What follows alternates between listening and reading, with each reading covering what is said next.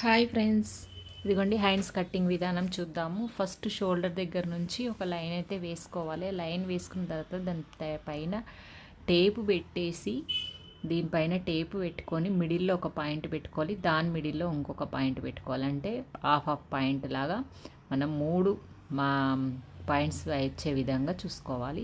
ఈ 3 పాయింట్స్ అంటే మనం ఫస్ట్ షోల్డర్ దగ్గర వచ్చిన 1 ఇంచ్ వదిలేసిన పాయింట్ని కలుపుకుంటే మనకు 5 పాయింట్స్ వస్తాయి. మిడిల్ పాయింట్ అంటే షోల్డర్ వైపున వచ్చిన పాయింట్ దగ్గరనేమో పైకి 2 పాయింట్స్ ఎక్కువ పెట్టుకోవాలి. కింది సైడ్ వచ్చింది చంక వైపు వచ్చిన పాయింట్ కింది దగ్గర కిందికి మార్క్స్ పెట్టుకోవాలి.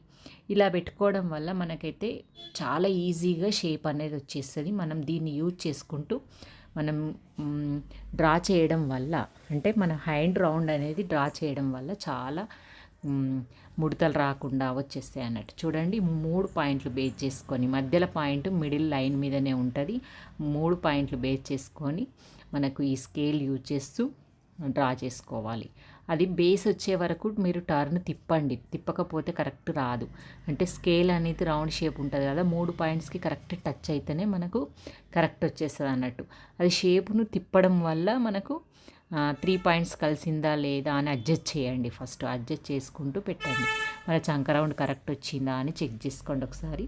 మళ్ళీ మొత్తం ఒకటి డార్క్గా ఒకటి డ్రా చేసుకోండి. కంపల్సరీ డ్రా చేసి షేప్ వచ్చిందా లేదా ఒకసారి చూసుకోండి. ఈజీగా అసలు ఏమి రాని వాళ్ళకు కూడా, అసలు మన కట్టింగ్ అనేది తెలియని వాళ్ళు కూడా మన హ్యాండ్స్ కట్ చేసుకునేటప్పుడు చాలా ఇబ్బందులు వస్తాయి కదా, అదేం లేకుండా దీన్ని యూజ్ చేస్తూ మనం చంక అనేది కట్ చేసుకోవచ్చు.